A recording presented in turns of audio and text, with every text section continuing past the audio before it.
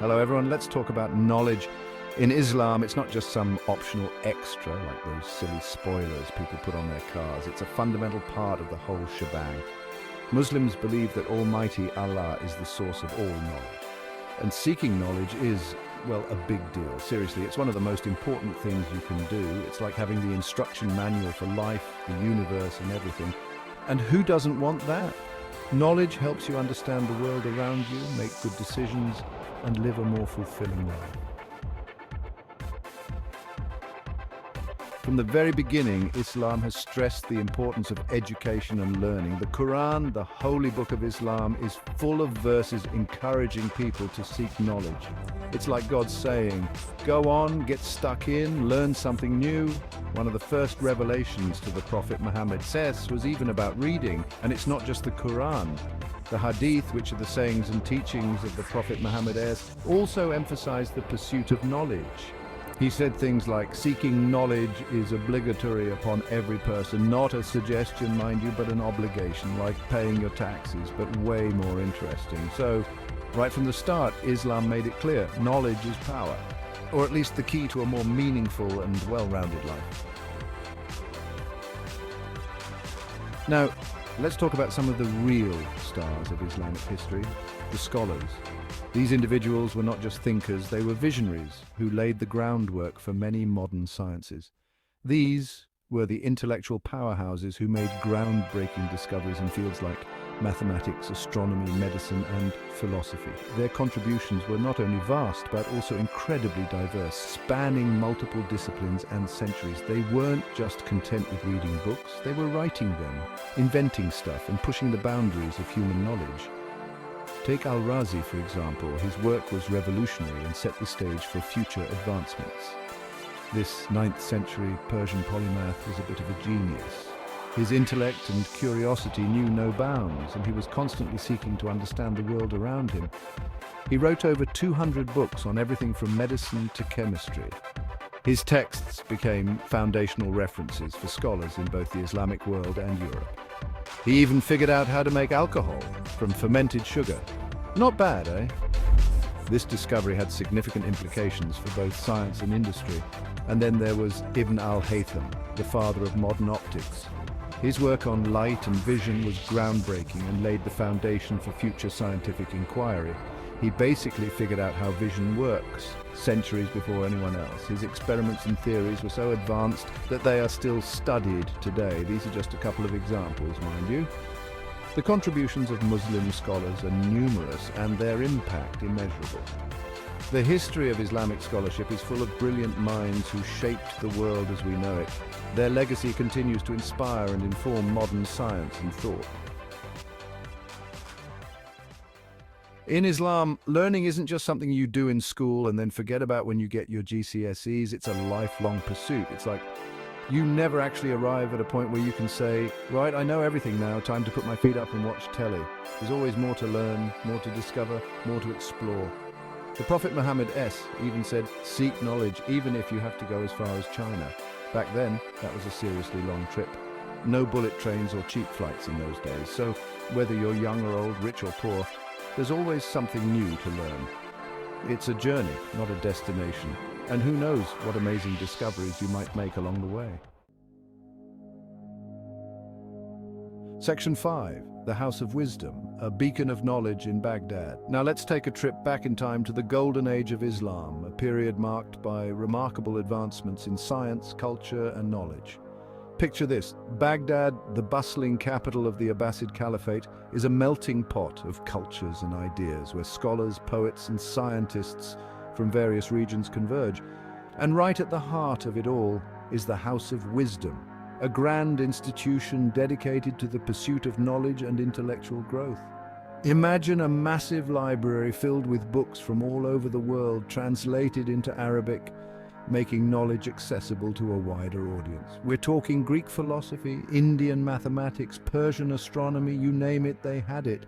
These translations played a crucial role in preserving and expanding upon the knowledge of ancient civilizations. Scholars from different backgrounds and faiths flocked to the House of Wisdom to study, debate, and collaborate, creating a vibrant intellectual community. It was like a giant intellectual festival, but with fewer wellies and dodgy burgers. Imagine passionate debates, groundbreaking discoveries, and a shared quest for understanding. The House of Wisdom became a symbol of the Islamic world's thirst for knowledge and its contribution to human civilization, influencing countless generations to come. It's a shame it didn't last forever, but its legacy lives on, reminding us of the power of knowledge and the importance of cultural exchange. Section 6, Al-Khwarizmi, the algebra dude. Let's talk about another big brain from the Islamic Golden Age, Muhammad ibn Musa al-Khwarizmi. Now I know what you're thinking, another one of these names, but trust me on this one, this guy was a bit of a legend. He basically invented algebra. Yes, you heard that right. That thing you struggled with in school? Yeah, this guy came up with it. He wrote a book called The Compendious Book on Calculation by Completion and Balancing, which basically laid the foundations for algebra as we know it. Thanks to Al-Khwarizmi, we can solve equations, figure out unknowns, and generally make more sense of the mathematical world. So next time you're wrestling with an equation, give a little nod to the man who made it all possible. Section 7, Ibn Sina, the doctor who wrote the book. Now, let's move on to the fascinating world of medicine, a field that has been shaped by many brilliant minds throughout history. And when it comes to Islamic scholars in medicine, there's one name that stands out above the rest: Ibn Sina, also known as Avicenna in the West. This 11th century Persian polymath was not just a doctor, but also a philosopher, scientist, and all-around genius whose contributions spanned multiple disciplines. His most famous work was the Canon of Medicine, a massive medical encyclopedia that became the standard textbook for centuries, influencing both the Islamic world and Europe. We're talking over 1 million words, meticulously detailing everything from anatomy to surgery to pharmacology, a true treasure trove of medical knowledge. It's like the Gray's Anatomy of its day, but with fewer love triangles and more groundbreaking medical discoveries that laid the foundation for modern medicine. Ibn Sina's work revolutionized the field of medicine and influenced generations of doctors, scholars, and scientists across the globe. So next time you visit the doctor's office, remember the incredible legacy of Islamic scholarship and the monumental contributions of Ibn Sina that helped shape the healthcare we benefit from today. His work is a testament to the enduring power of knowledge and the importance of cross-cultural contributions in the advancement of science and medicine. Section 8, Building a Better World, Knowledge and Societal Progress. Now, some people might say, all this knowledge is great and all, but what's it got to do with the real world? Well, in Islam, knowledge isn't just about accumulating facts and figures. It's about using that knowledge to make the world a better place. Think about it. Education helps people escape poverty, improve their health, and contribute to their communities. It fosters innovation, creativity, and progress. In short, knowledge empowers individuals and societies to reach their full potential. So it's not just about cramming your head full of facts. It's about using that knowledge to make a difference in the world, to solve problems, to help others, and to leave the world a better place than you found it. That's what it's all about.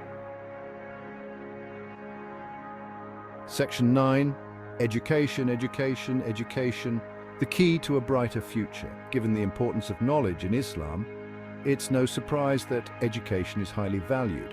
In fact, it's considered a fundamental right for all Muslims, regardless of gender, social status, or anything else. The Prophet Muhammad himself said, "The seeking of knowledge is obligatory for every Muslim, and that includes everyone, men and women, young and old, rich and poor. No one's exempt from the pursuit of knowledge." Education is seen as the key to individual and societal progress. It's the foundation for a brighter future, a way to break the cycle of poverty, and a path to a more just and equitable world. So, yeah, education is a pretty big deal in Islam. Section 10, More than just facts, seeking wisdom and understanding. Now, it's important to remember that knowledge in Islam isn't just about memorizing facts and figures. It's also about seeking wisdom, understanding, and insight. It's about connecting the dots, seeing the bigger picture, and applying your knowledge to real-life situations. The Quran encourages Muslims to reflect on the world around them, to ponder the mysteries of creation, and to seek guidance from Allah. It's not just about filling your head with information, but about engaging your heart and soul in the pursuit of truth and meaning. So, yeah, knowledge is important, but wisdom is the real prize. Section 11, wrapping it up, the enduring legacy of Islamic scholarship. So there you have it, a whirlwind tour of the Islamic perspective on knowledge. From the Quran and Hadith to the scholars of the Golden Age, it's clear that knowledge holds a special place in Islam. It's not just about memorizing facts or passing exams. It's about seeking understanding, improving yourself, and making the world a better place. And that's something worth striving for, wouldn't you agree? The legacy of Islamic scholarship continues to inspire and shape the world today. And as long as there are curious minds eager to learn and explore, that legacy will live on.